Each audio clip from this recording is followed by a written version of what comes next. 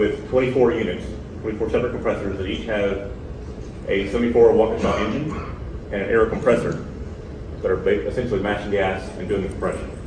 And all of those have an L32 compact logic controller.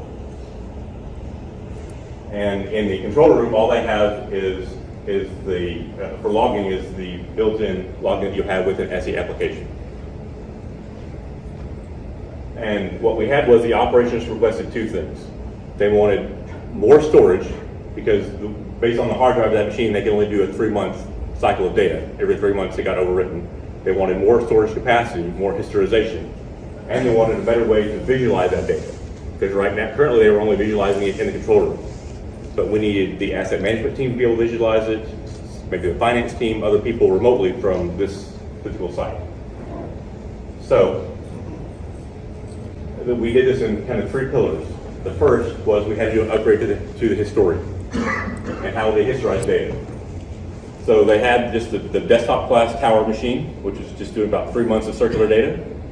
So we upgraded that to Historian Server SE, and we used Stratus FT Server, which was mentioned, which was the dual server mount, the rack mount, and that gave us the redundant hardware. So we wanted to reduce that downtime. They had good downtime to begin with, but we wanted to maintain that, if not get better. So we went with Stratus for the FT server, so the redundant hardware. It also had redundant networking. And as he talked about with his plate analogy, it allows us to put a lot of things on that plate, which will, as we can see here. So we have all these servers kind of working on that one piece of hardware. And we can, as he mentioned, if you resource it rightly, which we have, you can add things if you need them down the road. You don't have to go back to the drawing board and redo things. And then also, for the ProSoft gateway, all of these Waukesha engines, the only way you have to get data off of them is with Modbus RTU. So we use the ProSoft gateways for each of those L32E controllers to basically move the data from the engine into that PLC. And then from there, the historian can pick that data up and historize it, just like the rest of the process data. If I can just add one more thing to this. So where Stratus' secret sauce is, and the reason why you would choose this compared to a traditional kind of redundant, is that if you did this in the traditional way, what this box is, you have another one in that same box right there, and you're making those two machines talk. You're setting up the machine twice, and you're interfacing them and having them communicate. Primary and secondary. Where Stratus is, it acts as one machine. It's active-active, like you just explained with the cruise. It looks like 2 servers.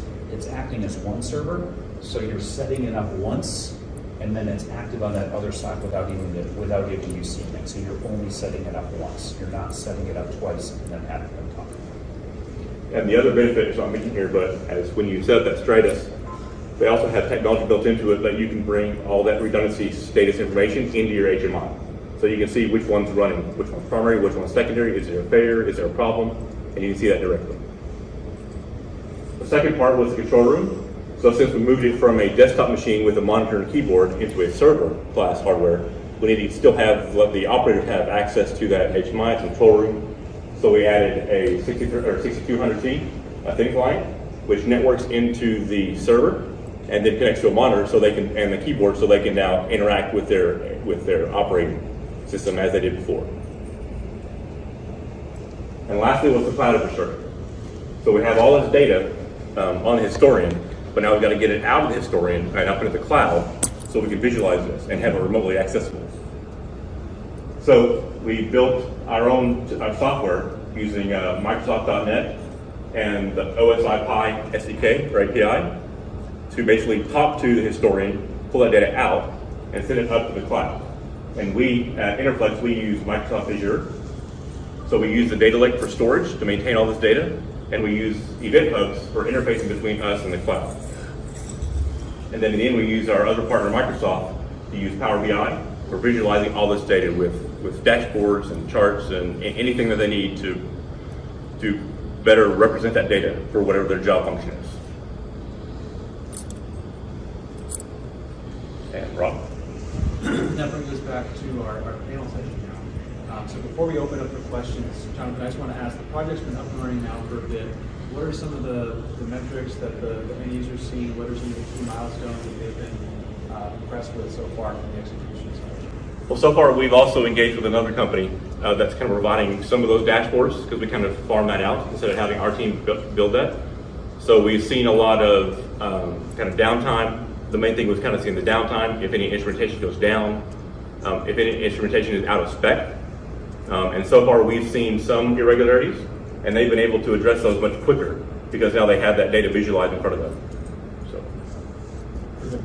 So we do have some prepared questions, but I really want to make sure the audience gets a chance to participate as well. So based on what we've talked so far, do you have any questions or any topics you'd like to get to with this group?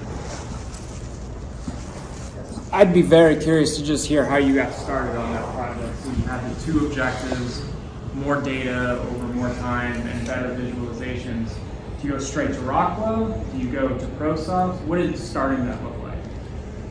Well, when we were first handed that, I had already kind of been I guess, very high level looking into the Stratus hardware. And we used to have a guy that worked for us that he moved to Stratus. So we were still talking, he was kind of helping us with that stuff. And it was a few years back, so we were still at Automation Fair, we were looking at their stuff, their demonstrations and all that, so we were very impressed with that. So we kind of leaned towards that for the hardware. You know, we really wanted the hardware to be able to support the existing redundancy they've seen and still kind of move that to the next level, right? So that's kind of where we went for the hardware. And then for the historian, we as a company, we're almost like not exclusive, but we always tend to go towards Rockwell. They're our first pick. Obviously, if customers want something else, we'll do what they want, but we always kind of go there first, and they have their historian solution, right, the server SE, right, and we did many meetings with Rockwell over the features and the benefits and usage and all that stuff, so they were very helpful in kind of explaining to us the benefits and the ups and downs and how to use that very effectively. So that kind of led us just down that path. So that was kind of with Rockwell and as well as our distributor. They were helpful as well on that too. And one thing to build on, and you said a really interesting thing, which is this is the industry a lot, and I think that it's changing, is where customers will come to me, and again, my analogy is that they'll come to me and they've already chosen the big screen television and they ask me to build a house around it. Okay, what can I do? And it comes down to what you said, it comes to the foundation. Okay, you want to put that concrete floor down first, which is the Stratus hardware platform, then you can build what those things are around it. Because so many times I see people, it's a one-trick pony. Hey, I need a box to do story, I need a box to do SCADA. And you want the one thing to support whatever those is, or build whatever rooms you want in there, paint whatever color, put whatever furniture that you want in there, but have that solid foundation. And to bring those different stakeholders in for that project and get buy-in, so everyone's in agreement of what those things need to be accomplished, and then you all move forward as a team together. Why did you choose to go the way of creating your own reports on Power BI instead of using PyVision or another historian? Well, we're already pretty heavily into Microsoft and Power BI. We don't really have any technology currently that uses PyVision. And also, this was really our first, as a company, our first dive into historian. Right, so we don't have anything else with it. This is almost like a one-off kind of thing at first. I mean, we're going to start standardizing, but we hadn't had any experience with that. Right, so we didn't have any PyVision, any of that back-end stuff, any of the supporting technology that goes with the outside Pi, which is behind the historian. That's why. Quick question. What's the decision on writing your own custom API to be able to push this data to the cloud instead of using out of the box API to IoT gateway or MQTT or So one thing that we learned is that when you deal with historian, they make it super easy to put data in. And if you're not Rockwell, it's really hard to get it out. Like if you're not like an HMI client or something like that, it's and again, that makes sense, right? It's their ecosystem. So because of that, we didn't really find a good solution that needed what we do not to just get that out, but to properly interface and format the data that we needed into our cloud. So we really needed to get our hands on that and have ownership of all those protocols and all that data format. That's why. We didn't want to have to rely on somebody else if we had to change things or make updates. So we have, the main thing, like I said, is the ownership of that solution. Because the source, the data source was the actual database itself, and not, you're not getting from an OPC where, Kepler and all this other kind of stuff, you have APIs that you can easily integrate that. Mm-hmm. So Yeah. Yeah. So that tool sits directly on the historian server. So it's not networking to the historian, it's right there where it is. So to reduce that latency of getting that data up into the cloud. Yes, sir. So I know you talked about multiple facilities. Is this architecture covering data from multiple facilities, bringing that into right order, or is it like a single facility and we're looking to expand to other facilities as well? This setup is just for this compressor station. Right. We have this one historian to these many units. Okay. We're looking at others to do many sites into one historian. But for the scope of this project, it was just this compressor station to this one historian. Back there, sir. Yeah, I'm glad that actually segues as well. When you talk about moving many sites, and you mentioned, moving things from the edge all the way up to the cloud, and then kind of that pendulum swung a little too far, right? And we're seeing polling times aren't meeting what we need, and that we're not getting what we need there. So the pendulum starts to swing back towards having things closer to the assets. And so I did want to ask, to both your points, kind of what went into that decision? How do you strike that balance between going, whole cloud and things a million miles away versus having things maybe directly on site, and what the opportunities are to have things consolidated? Because it may not make sense to have this kind of architecture at every single site. So what are the opportunities to kind of consolidate things on either a, geographically, like a citywide, or maybe a regionally, like maybe here in New England, right? How can we consolidate things and kind of strike a balance? What's been your experience on that field? I mean, I have my opinion, but I want to hear what you have to say first before I answer. But I have my opinion on what I see the industry doing. Well, as through our business, right, we see a lot of what other people are doing, right? Because Interflex is an OEM, right? So we see a lot of, through our service department, we see a lot of what other people do and how they do things. So we've seen a lot of people where they have kind of off-site archival, right, and on-site. One of the reasons we went with on-site and used their product is because we wanted to, if something happened and network went down, we're still running, we're still logging. We didn't want to lose that data. We didn't want to have any kind of problem with that. And that was kind of the most driving factor for why we went with an on-premises solution instead of a remote solution for archival and containerization. I mean, and what I see is, like, for example, of the field that I've worked in for 8 years, is that they offloaded everything into AWS, okay? And so they had 1 million plus tag historian sitting in AWS that they're pulling 3 huge fields at 15-minute intervals.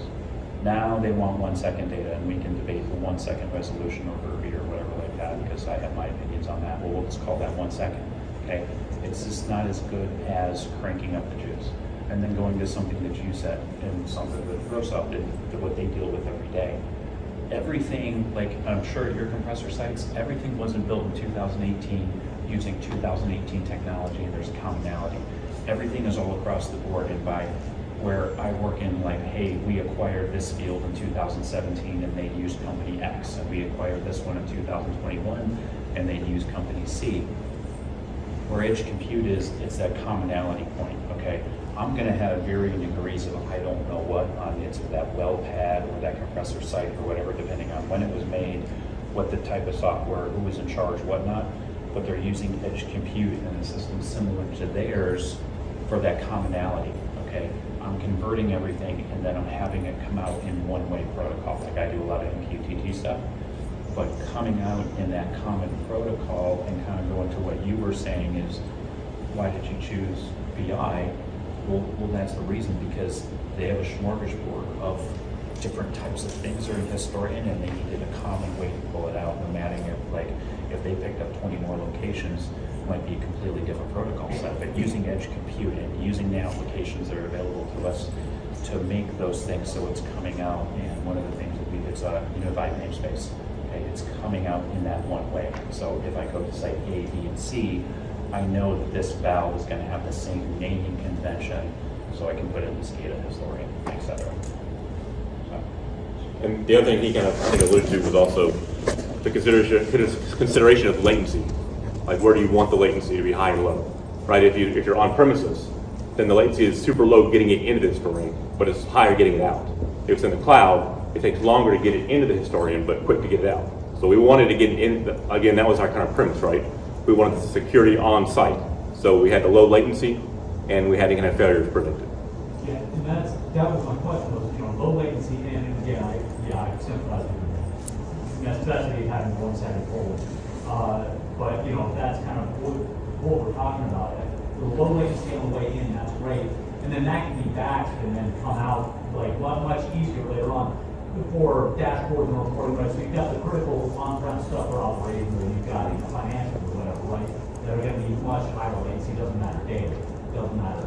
But my question is about, finding that balance in terms of not having this architecture on every single site. Where do you feel are the boundaries of, how far can this architecture get stretched geographically, or how you put boundaries and say, hey, we can't do this much with this architecture anymore. We need to split this up. These are the limits of this architecture. That's my question. Is the hardware that you're describing, what are the limits in terms of geography, or however you think of those limits, whether it's tags in, processing, what are those limits as you see?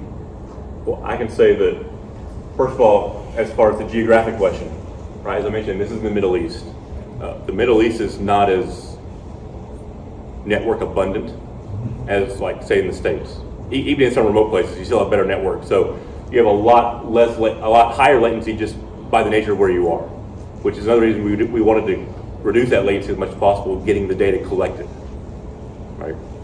I mean, what I'm seeing, and again, I want to hear from ProSoft, is that they're using edge computing to process whatever that 1 second frequency, or maybe even go to milliseconds. It doesn't matter to me.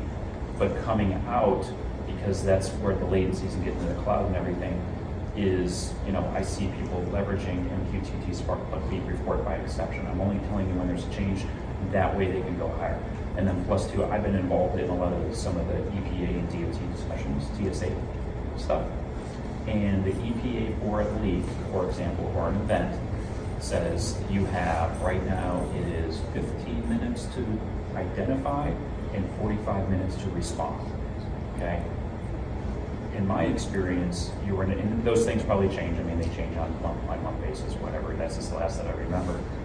But you're not going to, if you're pulling at 15 minutes, you're not going to, off one bad pull in data, you're not going to deploy somebody out to a remote area. Okay, I'm going to wait 45 minutes or an hour if it's, like Signet, and it gives you magenta on there. I'm not going to say, oh, at this one, we're rolling. You're going to wait, and that's where, I was like last January, I was in an EPA conference, and I said, what's the sweet spot, guys? They said, if you could identify, if you're doing 60-second polling, and you could identify something in 5 minutes, us as the EPA and DOT would be totally happy, and that would be completely acceptable. And that's where I see the industry is moving, because you can't do all that in the cloud. And that's where, with all of us up here, that's what we're seeing. It's a hybrid. You can't do all of it in the cloud, and I'm not telling you to do all of it in the edge. Okay, it's a hybrid. Okay, do what's appropriate and how you can respond and be most efficient on the edge, and then transport that to the cloud and do the things that you need to do there. Yeah, I mean, from the ProSoft perspective, our base assumption is that you're using our equipment. We're in the control room, right? You're using us to control the machine. So we don't operate in minutes or seconds. We operate under RPI, basically. We're in the millisecond. So we are an edge device. What we've seen is more requests for people to pull data out of our device, because we're sitting here looking at your Ethernet IP side, and we're looking at your Modbus RTU side. We're kind of the only device that sees everything. And so we're actually starting to see requests, and we built in capabilities to take data on sort of a non-real-time basis in order to feed these other applications. So, we are in some way an edge compute device. We do one application and that's it. You can't change it, but we're starting to look at ourselves that way. That, okay, we are an edge device. We run this protocol conversion application, and we're starting to think about how do we take what we already know from that and use that data in ways that customers need beyond just real-time control. So, Right now, when they're asking you to convert those things, what are some of the common ones that have been spread out? OPC-UA and QTT. I mean, that's it. That's, you know, for getting to the cloud, those are really the two. And also circle back real quick to what you said, Andrew, on the data pulling by exception, right? Really noting that piece of information when it's relevant to decision making, not just a constant stream. We're seeing more and more industry applications shift to that methodology because, you know, especially in remote applications like in the oil field, you only have a limited bandwidth for communication, and if you're constantly sending known status, you're gonna have a limited bandwidth of what you can actually promote to the whoever's supervising the application. And so by switching to that methodology, you can more quickly identify the issue, get a confirmation of that issue, and then put in place a mitigation plan. Yeah. I mean, one of the things where I learned this, you know, like besides, you know, instrumentation or whatever, is when people want to start putting video cameras, they want to start putting cameras on sets. Okay, and they said, and I had a customer that they put 100 cameras out in the field and they blew out 100 meg cambium line because they were streaming all to San Antonio. And I said, stop, don't do that, because they were about to put up another 250 foot. And it goes to that report, it goes to report by exception. Do the same thing with the IoT devices. But a camera, for example, you have the capability of, I'm looking for a leak, I'm looking for PPE, I'm looking for someone who's on the fence, and you're reporting that by exception. I am not streaming video to a big screen so someone can park there and look at a bunch of video feeds. You want the intelligence to be there and tell you when you need to pay attention to it. That way you can pull that much faster. That way you're not blowing out your communications infrastructure and having to put up more radios and more things. Okay, you don't want to do that. That's never ending cycle. So that's why with all of us, what you want to do that heavy lifting and those things with that low latency right next to the asset and then report by exception out. At least that's what I see a lot with what's occurring right now. Yeah, so full disclosure, IMQ, we have an MPPD group. Yep. So, yeah, so and you obviously mentioned MPPD. So the best practices that we see in the marketplace is kind of a culmination of all the things that you mentioned. Right? Basically, the area of the north is decisions that need to be taken right away, right? Where like low latency, especially in oil and gas, where things have to be turned around. Hey, you know, there is an issue, right? You don't want to process that in the cloud and come back and the issue is gone, right? So you want to do some processing on the edge. So you run your edge analytics on the edge. And then whatever exception you have, that's what you want to be able to report. Maybe use MPPD software to be able to send that exception to the cloud so you can do all the work processing.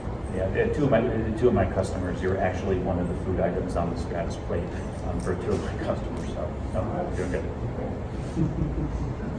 Been upgraded from paper to China. Yeah. That's what I like to say. You don't want to put a $3 piece of filet on it. But, So I saw you're running the supervisor on track,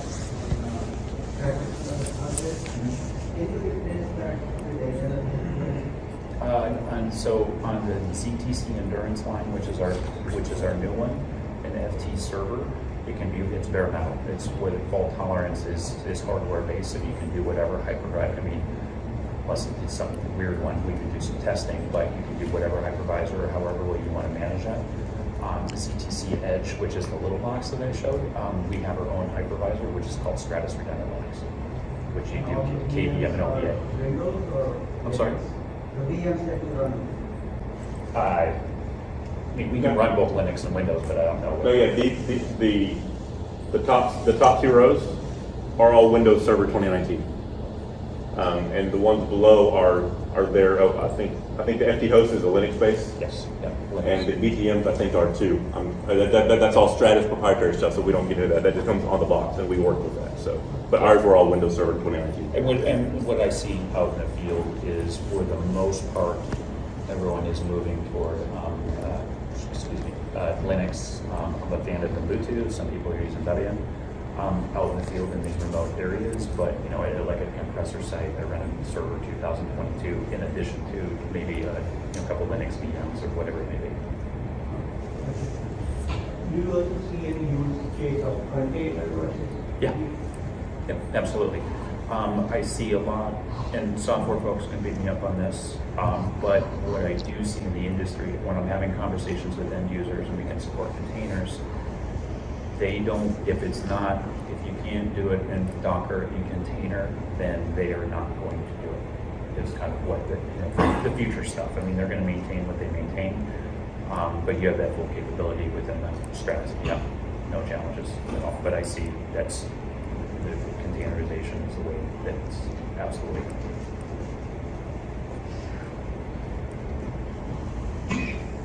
Really great questions.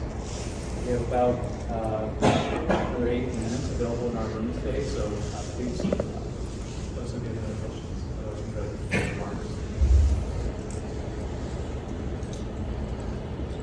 We covered a lot of really great ground.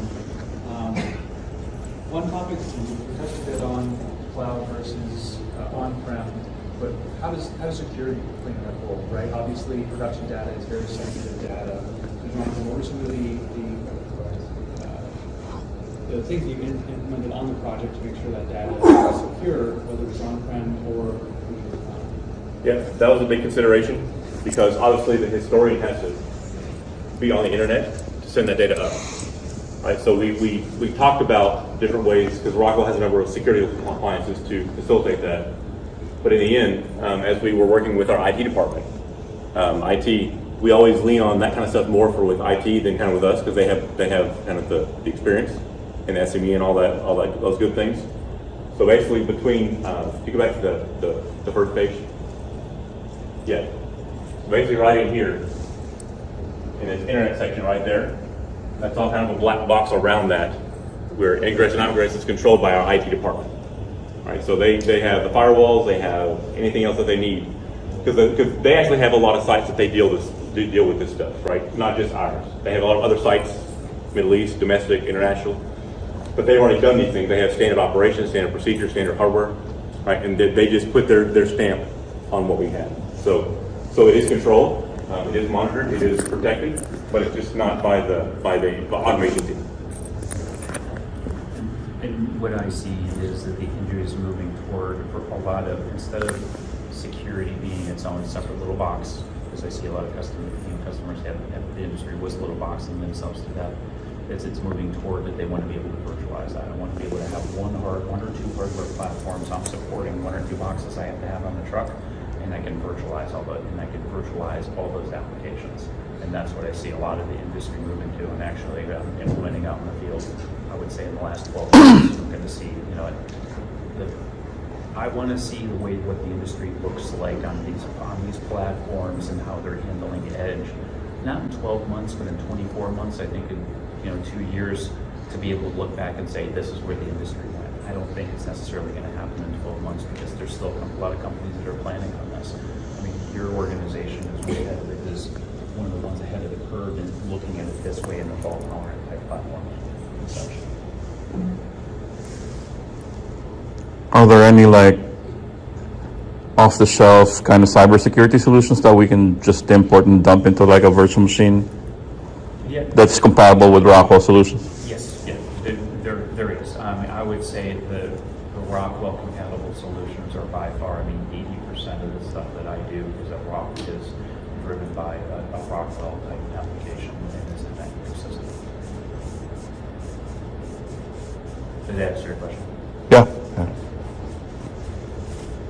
You may have already touched upon it, but based on this experience, are there any proven rules that you realize based on how this project went that you applied for future projects?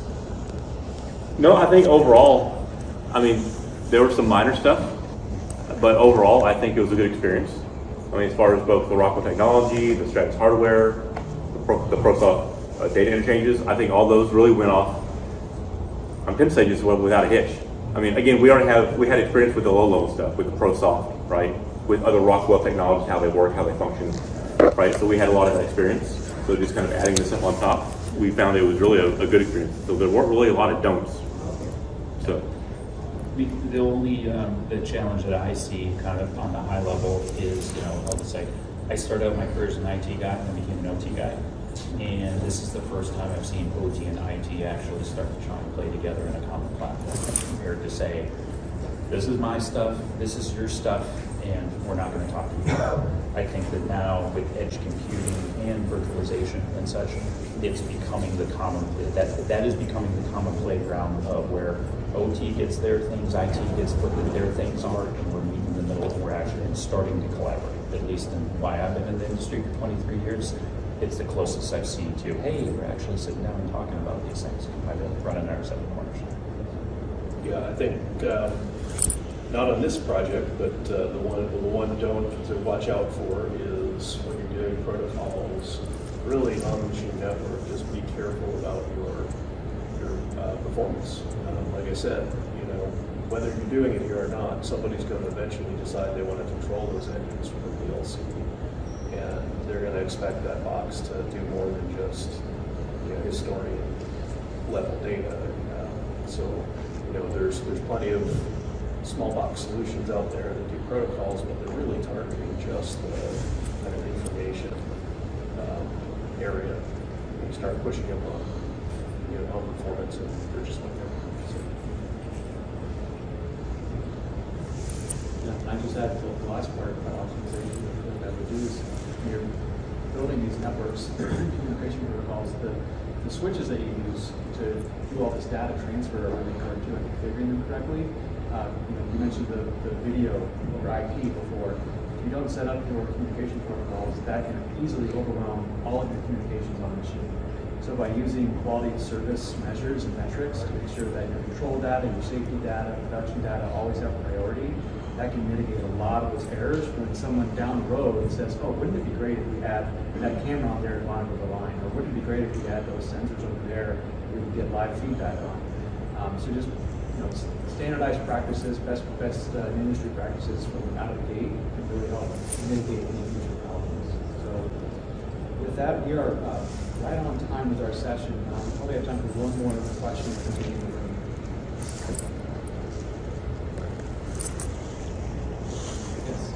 One question was growth of gateway. It is hardware only, or you can also do software? Today, it's hardware. Don't read anything into my smile. No, obviously it's, as I mentioned, we're thinking of ourselves now as edge devices, right? And we can't call ourselves an edge compute because we only do the thing we do, but that's really what it is. So kind of making the step to virtualizing these kind of applications makes a ton of sense. The one thing, like I said, is we always assume our boxes are going into mission critical control type applications. So we're building the next generation focused on making sure we still maintain that, that performance, even as we start to think about virtualizing the capability in some of that. So, good question. Well, thank you all for joining our session. Please enjoy the rest of your